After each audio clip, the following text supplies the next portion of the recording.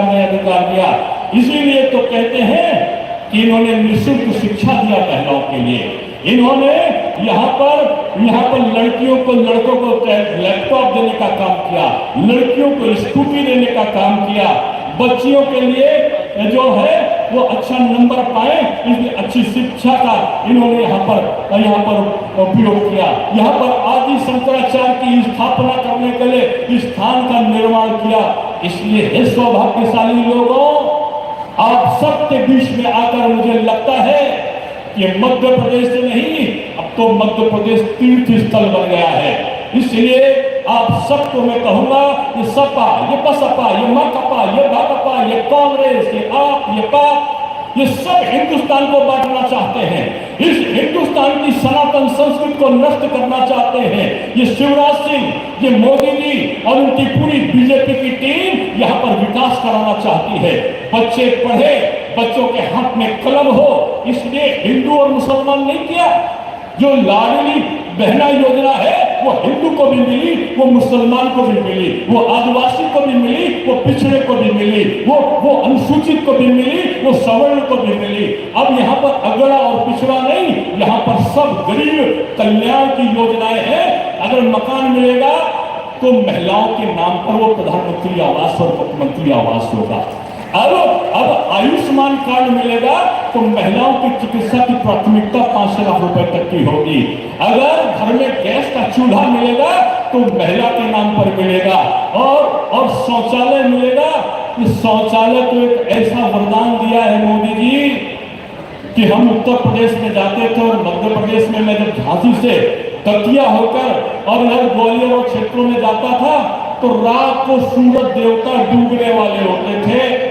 सड़क के किनारे महिलाएं हाथ में लोटा लिए हुए खड़ी दिखाई पड़ती थी। मैं पूछता था ये क्यों है, तो लोग कहते थे सूरज देवता डूब जाए तब ये महिलाएं लघु शंका कर लेंगी, यानी अपना सम्मान बचाने के लिए वो लघु शंका के लिए भी प्रतीक्षा करती हुई महिलाएं दिखाई पड़ती थी। आजादी के बाद किसी ने क्यों नहीं सोचा, मोदी जी ने घर घर शौचालय बनाकर इस कठिनाई को दूर कर दिया। इसलिए मैं आप सबसे कहना चाहता हूं कि हे बहनों, हे भाइयों, ये परीक्षा की घड़ी है, इस देश के निर्माण की घड़ी है, इस मध्य प्रदेश को आगे ले जाने की घड़ी है। अब चुनावी पंडित लोग गुजरने वाले हैं। अब सदरी के ऊपर जनेऊ पहन के दत्तात्रेय गोत्र बताने वाले लोग निकलने वाले हैं। अब राजनीतिक पर्यटन यात्रा पर निकलने वाले लोग, ये भैया और ये बहना दिल्ली से आकर अब वो कभी नौका चलाएंगे, कभी नर्मदा मैया की जय बोलेंगे और कभी वो भगवान महाकाल का दर्शन करने जाएंगे और बाद में वो स्विट्जरलैंड और इटली की यात्रा वो जो है वो 1 जनवरी को करने के लिए चुनाव के बाद निकल जाएंगे।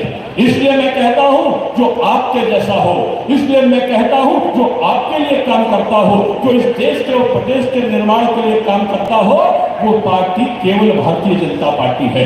आज शिवराज जी केवल जल की समस्या को लेकर नहीं आ रहे, उसके निवारण के लिए ये कमल पटेल, संजय शाह आपके प्रतिनिधि बनकर एक मजबूत प्रहरी की तरीके से आपकी सेवा करने के लिए आ रहे हैं। इसलिए मैं उत्तर प्रदेश से चलकर आया और आपको देखकर आह्लादित हूं कि आज उत्तर प्रदेश और मध्य प्रदेश 2 भाई आपस में हाथ मिलाकर विकास की गंगा में, विकास की नर्मदा में तैर रहे हैं। ये केवल मोदी जी और शिवराज जी के कारण संभव हुआ है।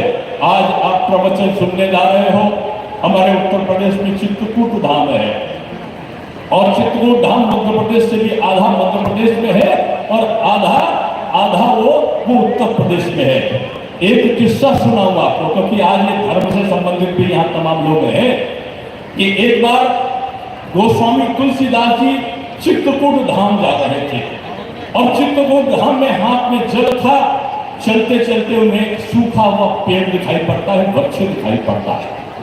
वो उस वृक्ष में पानी को डाल देते हैं और पानी डालते ही वो वृक्ष जो सूखा है वो हरा भरा हो जाता है, हरा भरा हो जाता है। उसमें से एक यक्ष निकलता है और यक्ष निकलने के बाद कहता है कि हे आचार्य श्री, आप कोई वरदान मांगो मुझसे। तुलसीदास जी कहते हैं मुझे पूर्ण प्रभु राम के